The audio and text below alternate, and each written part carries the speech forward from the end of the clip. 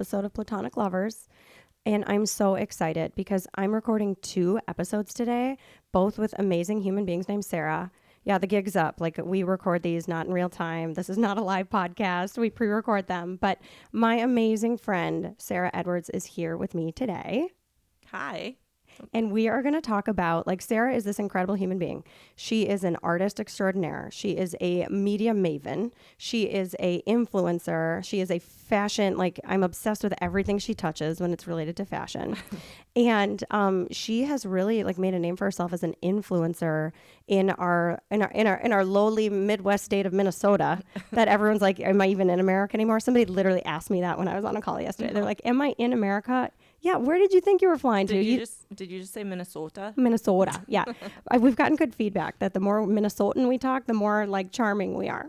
I have a funny story about that, actually. Oh, well, let's hear it. My nephew, I have nephews and nieces in Las Vegas, and they're awesome. And they're older. I mean, older meaning they're early 20s and, interested in dating. And one of my nephews was here visiting one summer.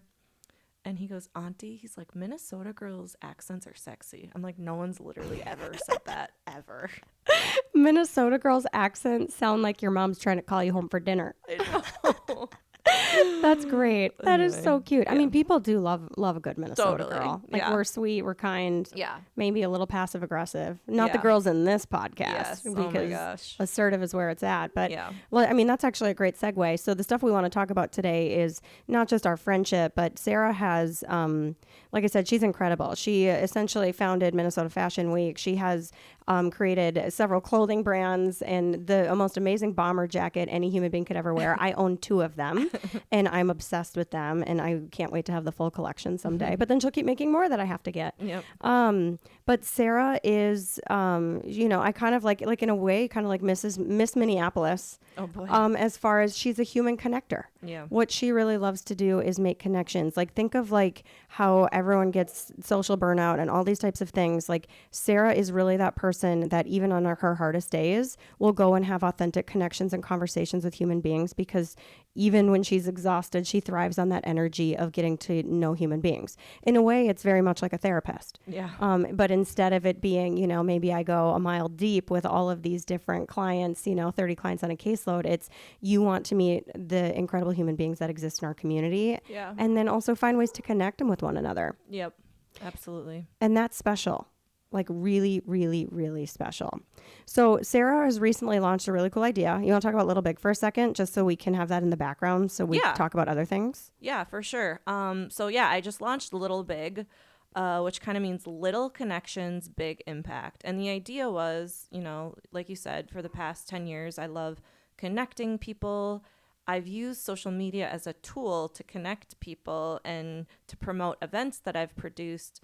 But I've also felt really overwhelmed by all of the noise on social platforms. And I think in today, we're looking for connections to help us with our careers, with our art, with our personal growth, whether you're an entrepreneur, an artist, a creative, an innovator.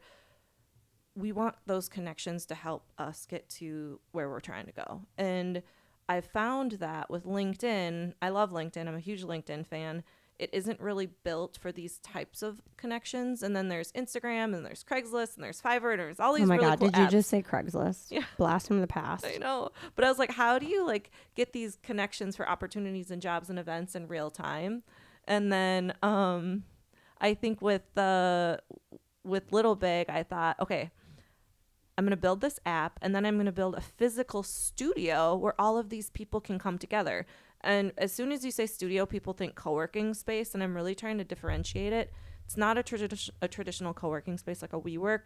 It's more of a connection and community space. And the space can be used to make podcasts, do photo video shoots, workshops, events, partnerships. And I think the beauty is going to be when the people are in it and they're connecting. Just the other day, we had one member connecting with another person. And it was like an unlikely connection. She's an artist, and he owns a social mental health app, and he was talking about doing this art therapy thing, and they're going to collaborate. And so for me, I'm like, this is what it's about, because they wouldn't know each other usually. Right. So Little Big's a creative ecosystem, part app, part studio. It's in beta. I am similar to you in that I go, go, go, go, go. I get really excited and I execute. And so now I'm in the point where I'm trying to take a little bit of a breath so I don't totally burn out. Well, but I think that's important. Part of the reason why you created Little Big is because it's become unsustainable for Sarah, the human, to continue to be passionate about making all these connections. Exactly. And so people who are smart work smarter, not harder. Yep. And so for you to be able to maintain that, right? Like as an influencer and as a connector, if you want to take a break, now all of a sudden you have to work twice as hard to get back in the game. You can't take a 3-month sabbatical and be like, I'm going to go and do this. You're great at self-care and retreats, which I really love. I'm trying to. Yep. And at the same time, when you're in the limelight, like, I mean, think about every major celebrity or actor or musician, when they take a break because they just need to breathe, it is like clawing their way back in. You know, and as an influencer on a much smaller local level, you're not getting millions of dollars of advertising deals. I mean, you're getting some really cool nails and, you know, all this other stuff. I'm definitely doing it wrong. Well, I think you're doing it right, though, because your intention is not about give me all the free stuff. Your intention is I love art and I love community and I love people. But Little Big is a brainchild of I can't keep exhausting Sarah to do what I love. And that's what I think is the best about entrepreneurs is that you find something you're passionate about and you're willing to like push the limits. Like you'll work really, really hard now on Little Big knowing that you don't have to be the only catalyst to make these connections happen. Yeah, absolutely. And that's what I always thought. I'm like, how do I do what I do at scale and not have to be at the center of it, because I was so burnt out and exhausted. And I just felt like I'm constantly disappointing people. I was talking to, who was I talking to the other day? I can't remember, but I was talking about you can only have a couple of really close friends. And what I've been trying to do is maintain like 700 relationships poorly. More, yeah. And it's not possible. And like, there's been people that are like, I've came to all your events and I can't believe you didn't show up to mine. And I'm like, if I went to every event that I was invited to, oh my God, I would be the most miserable person in the world. You would just probably go to like all baby showers. I would just go to, I mean, there's so many events anyway, but I like, and again, the other thing I was saying, I can't remember when I was talking about this, but I was talking about, okay, I use the example of Billie Eilish because I love Billie Eilish and she's a celebrity and she kind of wears her heart on her sleeve and her lyrics resonate with people. And there's people that just feel so connected to her because of her music and how she speaks. But Billie can't be friends with her fans.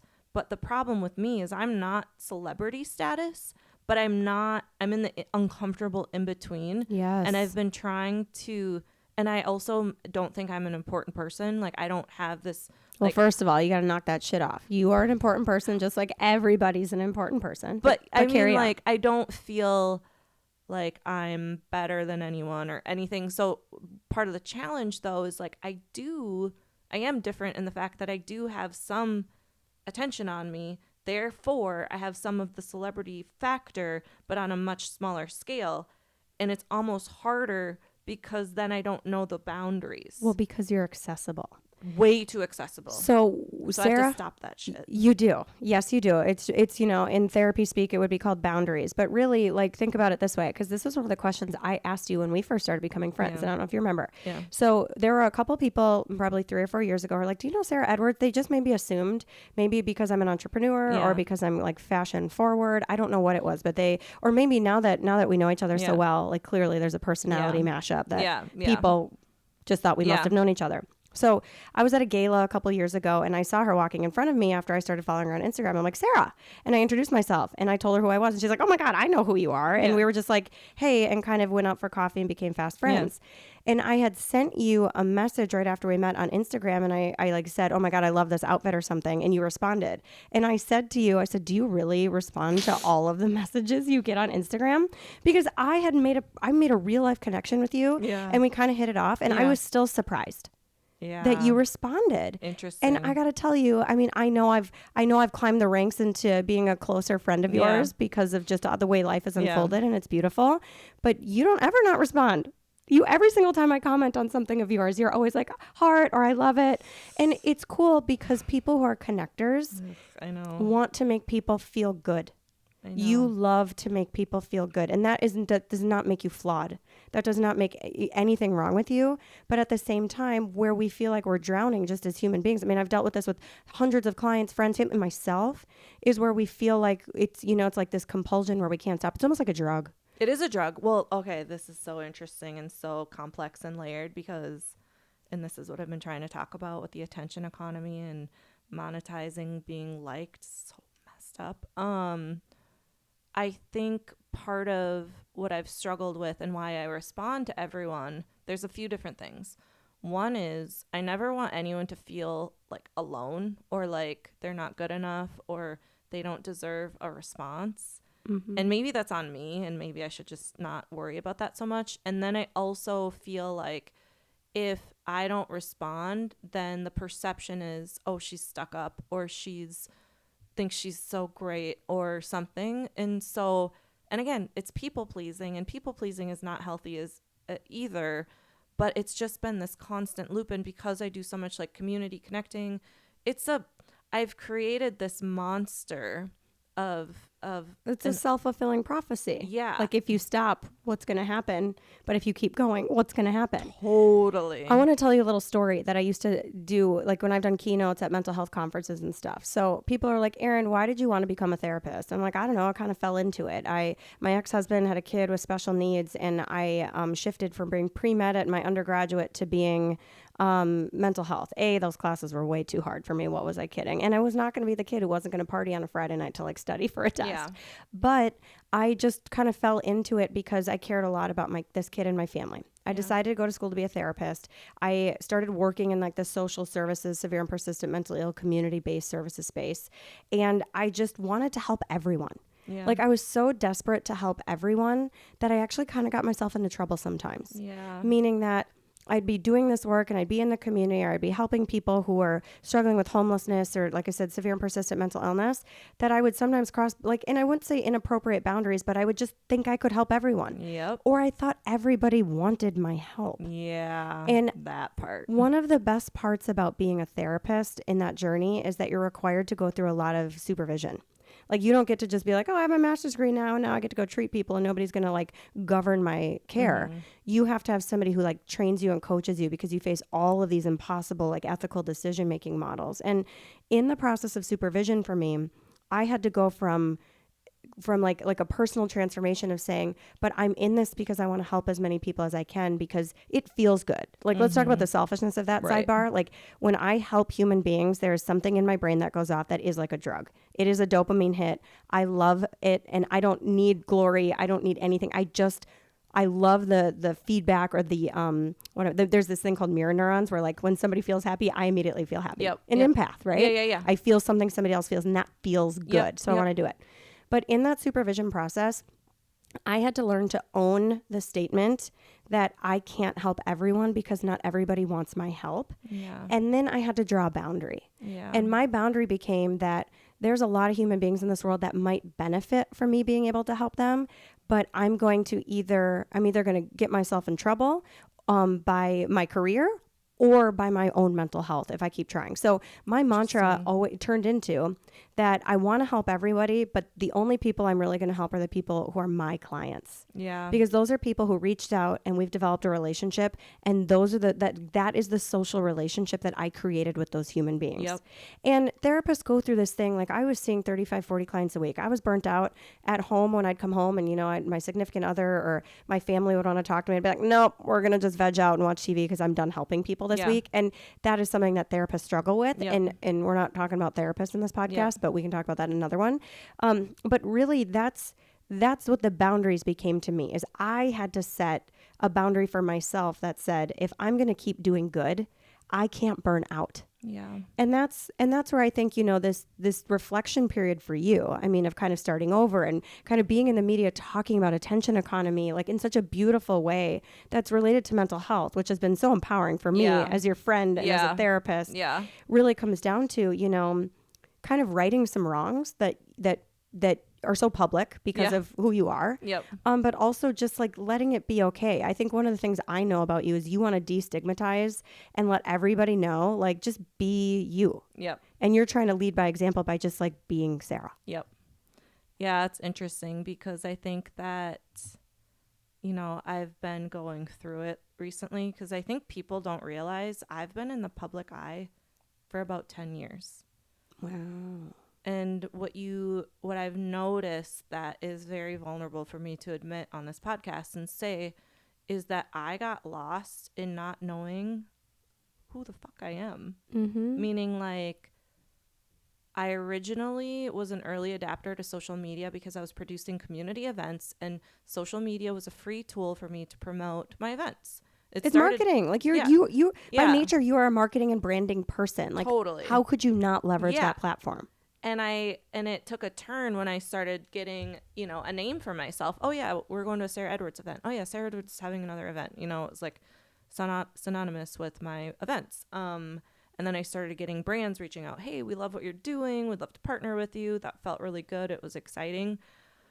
But I think when it got really, really, really hard was when I had Sarah Edwards, the human being, the sister, the daughter, the wife, the human being in the world. And then there's like this avatar, Sarah Edwards, that everyone expected to be, to smile, to always have patience, always be kind, couldn't have a bad day, can't run into her at a grocery store and she's pissed off about something. She has to smile and have an interaction, even though it's the last thing she wants to do.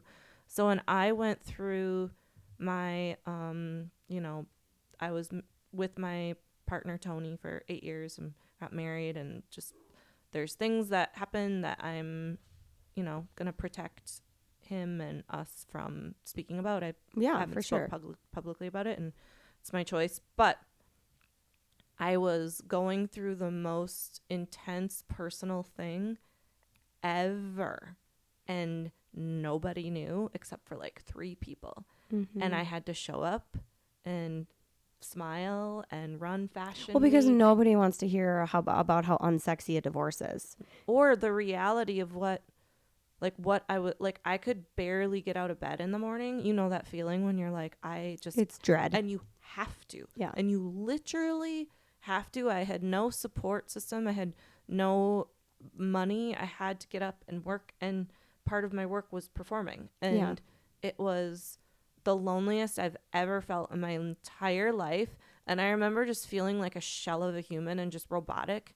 And I had some really dark thoughts, and I was just like, I'll just say this, I was never going to hurt myself, but I just kept saying, like, I just don't want to exist. I just don't want to exist for a while. But I couldn't not. And well, yeah, you wanted to go run to the actual country and just like be in a cabin alone for like 6 months. I just didn't want to be around anyone. I didn't want to go to any events, have anyone ask me questions. Looking back, what would I have done differently? Because I've been thinking a lot about like, how would I have done differently? I think what I would have done differently is just been more honest with myself about, this is just really hard, and you're human and you can take time. Well, most people who are not in the public eye get hurt in private and heal in private. Exactly. But you got hurt in public and wanted to heal in private. And that's just not the lifestyle that was afforded to you. No. Because you can't just, like if I wanted to switch my career tomorrow and say, hey, like we were just talking about it, like I have a great house. I do. I'm not going to lie. I have a great house. Most people who are listening to this have probably been to my house.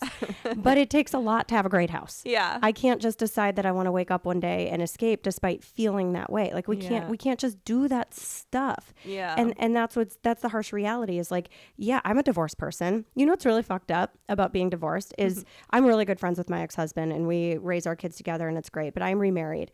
And people, when I tell them that I'm like part of a blended family and remarried, they're like, oh, I'm so sorry you're divorced. And I'm like, oh, but I'm married to my high school boyfriend. And they're like, oh.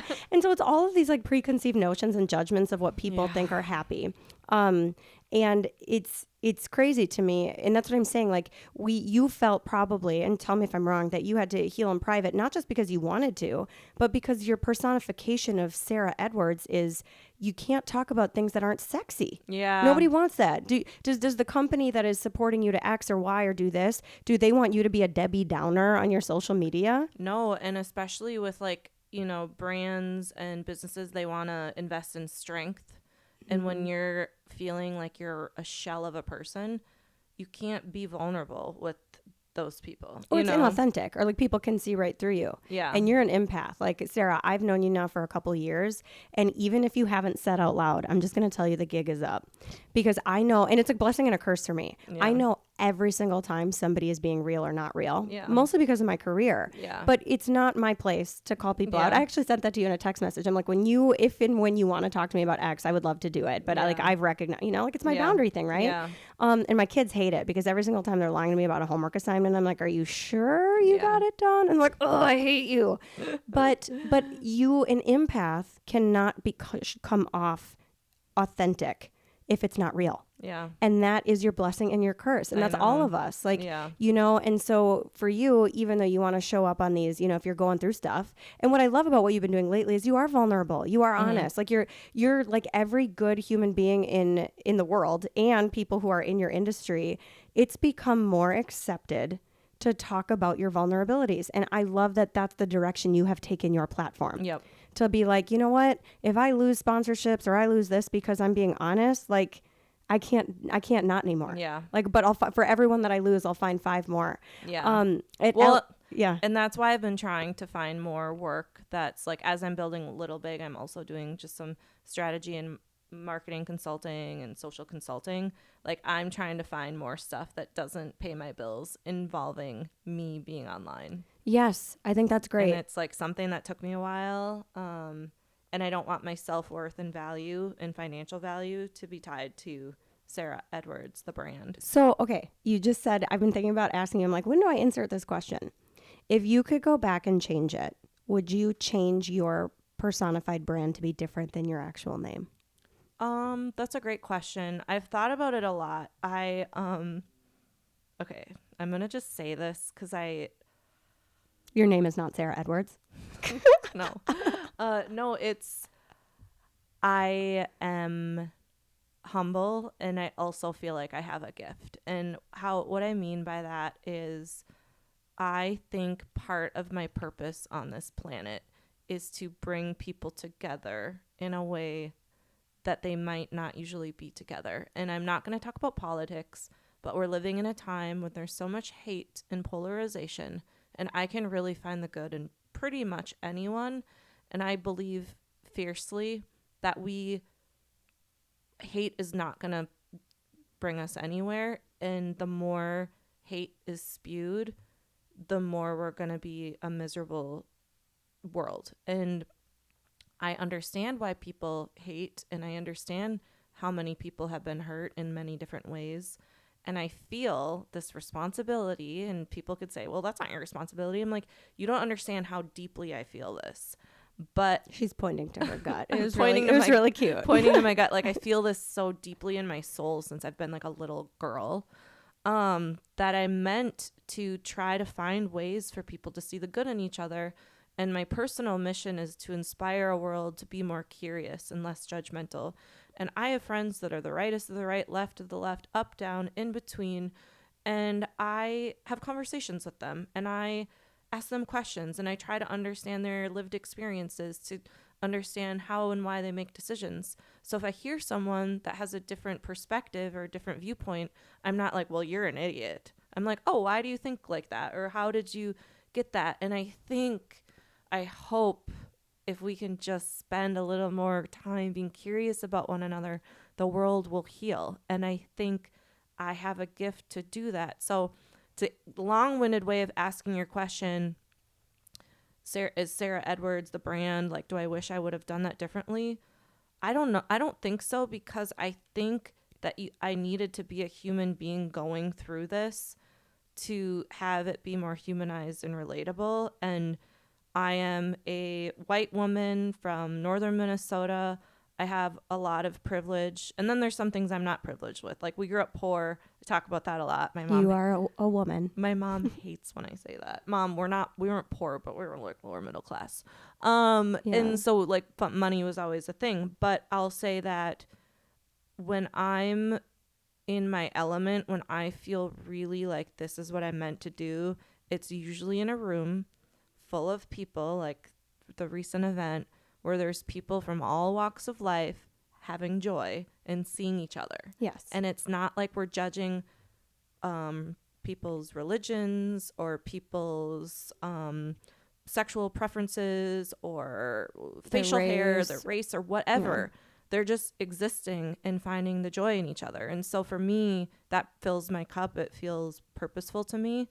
And if I think about the complexity of the world I've created for myself and the insanity of it, it's like, okay, we're going to take an empath who cares about true diversity of thought and people. And then we're going to mix art into it. And then we're going to mix community and then brand and integrate. It's a perfect effing cocktail of controversy, problems. Yeah. Constantly. Yep.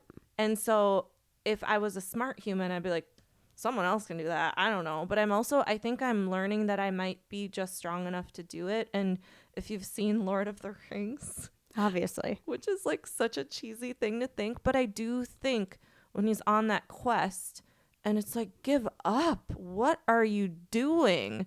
And he keeps going through all of the hardship. You want to shake him a little. Yeah. Yeah. And you're like, why are you doing this? It's so exhausting. What are you getting out of it? But he has this, like, wants to protect this goodness. Mm-hmm. And so for me, I'm trying to protect the goodness that I see in people. And I think if I keep going and I keep learning from my mistakes and I keep growing as a leader, as a human, as a woman, that I will learn how to do this at scale. And I'm not there yet.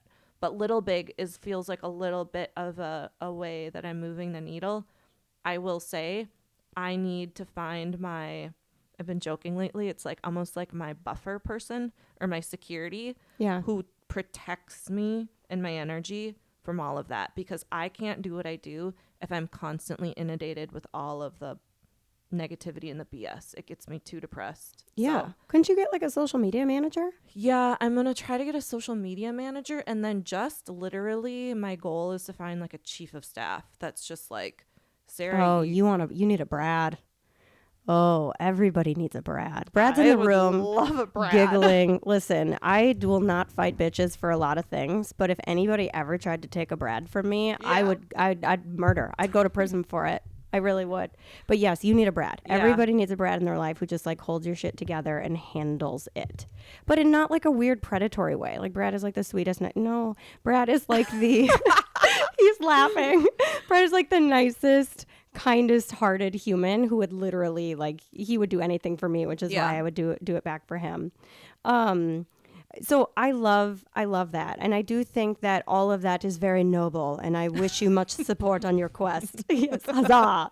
And I think that one of the things, and you know, this is not about me trying to help you or being a therapist, but it's who I am. The same way you are compelled. I just can't shut the fuck up, honestly. I can't keep shit to myself. Me therapy. Oh, no, it's not therapy.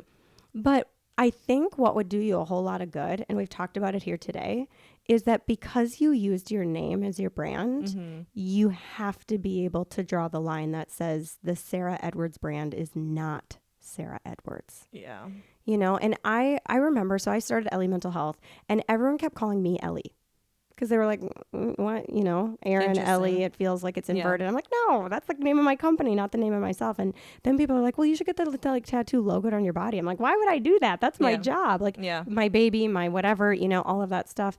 But one of the things that I've never felt, despite creating this thing and being fiercely protective of, I never had to like cross that, you know, almost like as like corporate veil of like Aaron gets to still be separate. Yep. And I don't know if I would have done it different. There's a lot of people in the mental health world, you know, who plaster their name on their practice, and that's just how it is. But I also have seen those same practices, you know, if that owner makes a bad choice, it has significant ripple effects. And I think what I'm hearing you say, look at that, look at me, good reflective listening. God, I still got it, guys. You're good. Yeah.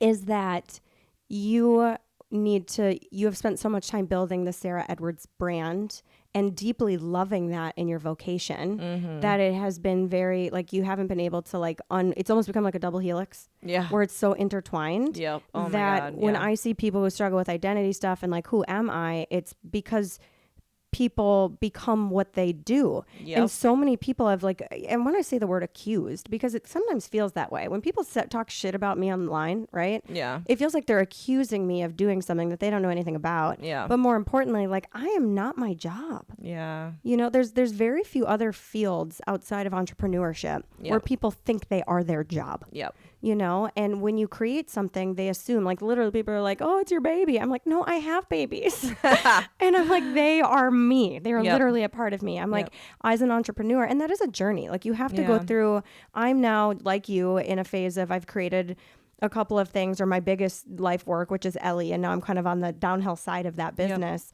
And people think I am in a grief period, but I've also been through a lot of, it's not grief sadness, it's grief change. Yeah.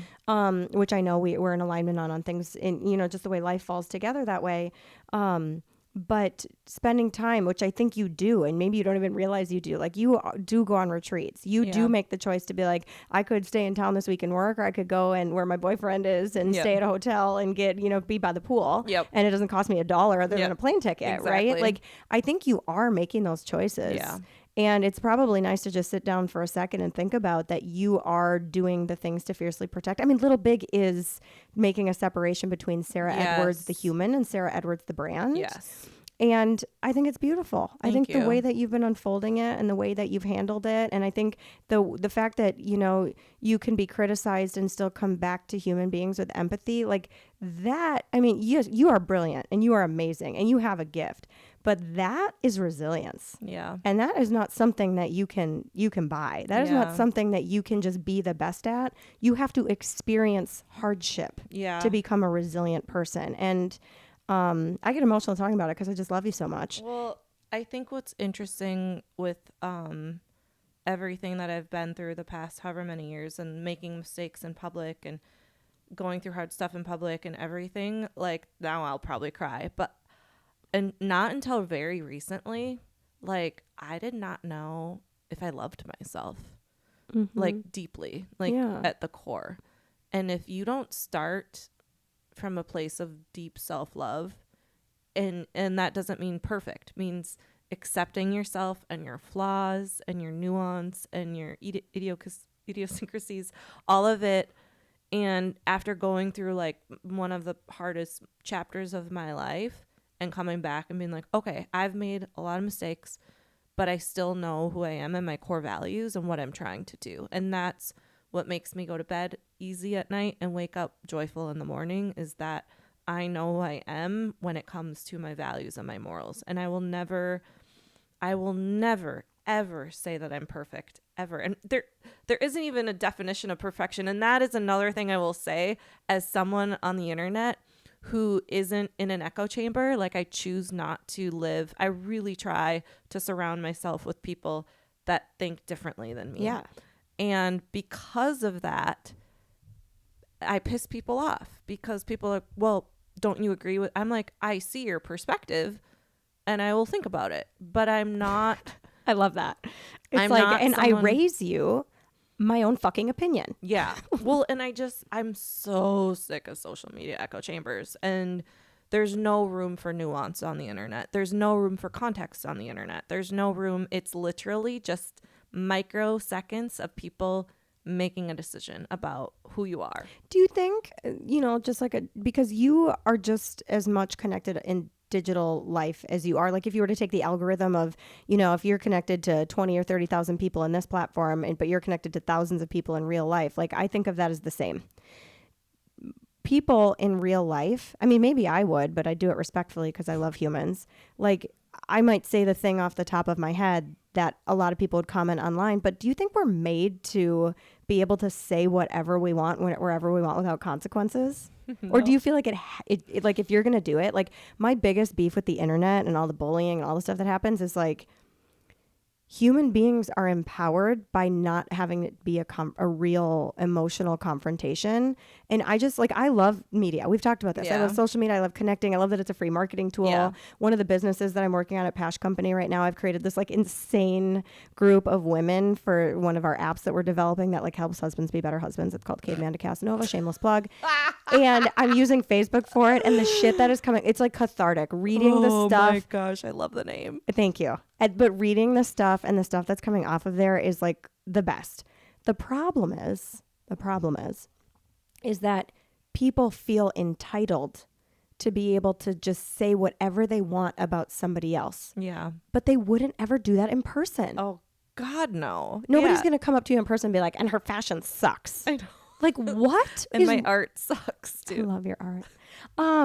But I just kind of am like, I think, you know, you and I are idea people. We're entrepreneurs. Yes. We're like, if we can solve all the world's problems in a podcast, like, fuck it, we're going to do it. And then we're going to like call every lawyer we can to help make us happy. Like, can I legally do this? Yep. If you're saying I can legally do this, I'm on it. Yep. Right? Yep. But it feels like there needs to be like, you know, with all the policy and regulatory and other countries that are blocking kids from social media and saying that it's like a national health crisis, it feels like if you would just turn off the comment section and said, hey, guess what? You're going to be held just as accountable to comments you make online as you do in real life. Can you imagine? Could you imagine, like, if somebody came up to you at one of your events and said, like, was opinionated and was like, I think you're stupid and I hate your outfits and you're a terrible person. Like, if they did it over and over, that is harassment. Yeah. But when it's on the internet, it's like, oh, just block them. Yeah. Right? So I don't know. Like, what are we doing, people? I don't know. There's just a lot of pain in the world and people need a place to, you know, let it out. Which Little Big can be a place for that too. Like where Yeah. people can connect and just be like, one of the things I love about you and a lot of my friendships, and we can kind of, as we start wrapping up, tie it back to being platonic lovers, because that's what this is I about. love the name. Thank you. But just, you know, deep-seated love relationships that are non-sexual, right? Which I definitely am developing with you. And I have with Brad and Zoe and Faye and all the other platonic lovers I talk about on here. Love Zoe. Yes, she's the best. But it's really this idea of like, we need a safe space to let out the realness of us. Yeah. And you said something not a couple minutes ago, time and space is ADHD. I don't remember how long ago it was, but it was a time in this podcast you said it's not possible to have more than a couple of close friends. And I generally agree with that. And, right, because I don't ever say but, because you can't negate everything before the but and I think it's important, you know, and part of my mission with platonic lovers is to recognize that you can only have maybe a couple really close friends who you bare your soul to. I've had a pleasure meeting your sister, who's a delightful human, and I have sisters too. So I understand that relationship. My sister can know everything about me.